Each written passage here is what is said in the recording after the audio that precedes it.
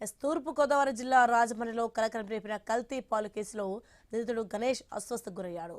కడుపు నొప్పి రావడంతో తొలుత రాజమండ్రి ప్రభుత్వ ఆసుపత్రికి పోలీసులు తరలించారు. తర్వాత మెరుగైన చికిత్స కోసం గణేష్ ను బొలినేని ఆసుపత్రికి తరలించారు.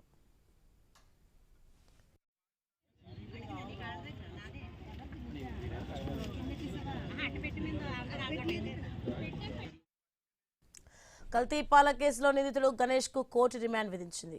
నలుగురు మృతితో 4 హత్య కేసులు నమోదయ్యాయి. ఈ ఘటనపై పోలీసుల దర్యాప్తు కొనసాగుతోంది. కోరుకొండ మండలం నర్సాపురంలో వరలక్ష్మి పాల కేంద్రాన్ని అధికారులు పరిశీలించారు. ఒక పాల క్యాన్లోనే కల్తీ జరిగినట్లు నిర్ధారించామని ఐజీ అశోక్ కుమార్ వెల్లడించారు. తూర్పుగోదావరి జిల్లా రాజమండ్రిలో కలకలం రేపిన కల్తీ పాలు కేసులో నిందితుడు గణేష్ అస్వస్థతకు గురయ్యాడు. కడుపు నొప్పి రావడంతో తొలుత రాజమండ్రి ప్రభుత్వ ఆసుపత్రికి పోలీసులు తరలించారు. రైట్కి ఇదే అంశానికి సంబంధించి మరింత సమాచారం మా ప్రతినిధి గణేష్ అందిస్తారు. గణేష్, మనం చూస్తున్న నిందితుడు గణేష్ కు అయితే కోర్టు రిమాండ్ విధించినట్టుగా తెలుస్తుంది. దీనికి సంబంధించిన అప్డేట్స్ ఏంటి? అంటే ఎప్పుడైతే అనూరియా పాల కల్తీ అని చెప్పి తెలిసిన తర్వాత పాల కల్తీ వ్యాపారి అయినటువంటి గణేష్ ను పోలీసులు అదుపులో తీసుకున్నారు.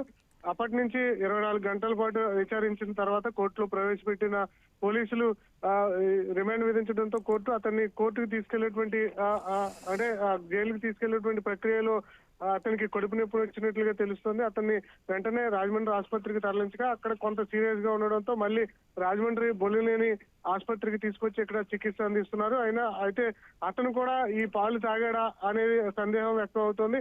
ఎందుకంటే మనం చూస్తున్నాం కదా, ఒక పాల క్యాన్ లోనే ఈ ఎథైలిన్ గ్లైహైడ్ అనేది కలవడం, ఆ తర్వాత దాదాపు 16 మందికి అస్వస్థతకు గురవడం, 4 చనిపోవడం, మిగిలినటువంటి 12 మంది చికిత్సలో ఉన్నారు. అయితే ఇప్పుడు ఇతనికి కూడా అదే రకమైనటువంటి కడుపు నొప్పి. ఇది సిమ్టమ్స్ లో ఏదైతే అనూరియా సిమ్టమ్స్ లో ఫస్ట్ వచ్చేది కడుపు నొప్పి. అందువల్ల ఇతనికి కడుపు నొప్పి ప్రారంభం కావడంతో ఇదే పాలు గణేష్ తాగాడా అనేది ప్రస్తుతం అనుమానం వ్యక్తం అవుతుంది. ప్రస్తుతం అయితే వైద్యులు పరీక్షలు నిర్వహిస్తున్నారు. వైద్యుల పరీక్షల నిర్వహణ అనంతరం పోలీసులు కావచ్చు, లేదా అధికారులు, లేదా డాక్టర్లు ఈ గణేష్ కి సంబంధించి ఎందుకు అతను అనారోగ్యానికి గురయ్యాడనే వివరాలు వెల్లడించేటువంటి అవకాశం కనిపిస్తుంది. అయితే 2-3 రోజుల నుంచి పోలీసుల అదుపులో ఈ ఉన్నటువంటి నేపథ్యం అతను అస్వస్థతకు గురయ్యాడా, లేదంటే కల్తీ పాలు తాగడం వల్లే అతను అనారోగ్యానికి గురయ్యాడు అనేది మాత్రం తేలాల్సి ఉంది.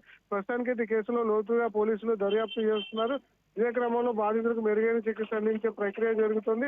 మరో పక్క ఏదైతే అతను నివాసం ఉన్నటువంటి నర్సాపురం గ్రామంలో కూడా ఇప్పటికే అధికారులంతా కూడా పర్యవేక్షించి అక్కడ ఏదో వరలక్ష్మి సంబంధించినటువంటి ఒక పాల కేంద్రాన్ని ఐడెంటిఫై చేశారు. అందులోనే ఈ ఒక పాల డబ్బాలో ఈ ఎథైలిన్ గ్లైకైడ్ కలిసినట్లుగా ఐడెంటిఫై చేశారు.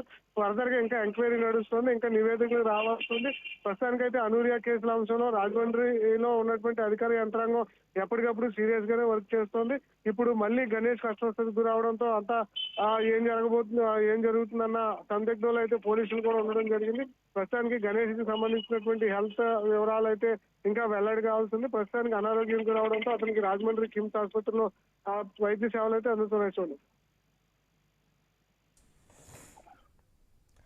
Right, thanks for the information Ganesh.